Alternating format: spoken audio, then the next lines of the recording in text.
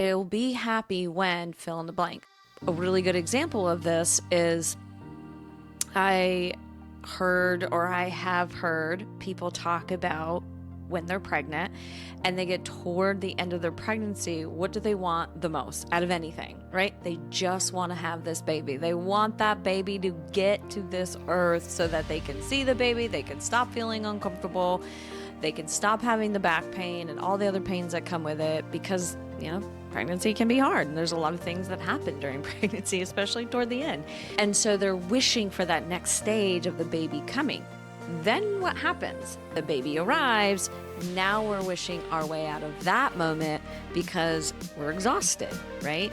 Because the baby stays up all night and you're taking care of the baby and you're utterly exhausted. So you're just trying to get through to that next moment of maybe the baby will sleep through the night. And I'm hyper aware that this is something that's a difficult thing to accomplish, honestly. And that's obvious that it's difficult to accomplish, being happy with where you're at and not always wishing for the next moment or the next thing or the next promotion or the next relationship in order to finally feel a certain way. I'm hyper aware that that is difficult. And we know it's difficult because we see tons of depression, right? We know it's difficult because we see tons of anxiety. And anxiety is just sort of waiting and wishing for the next moment, that future state of being, that future state of having.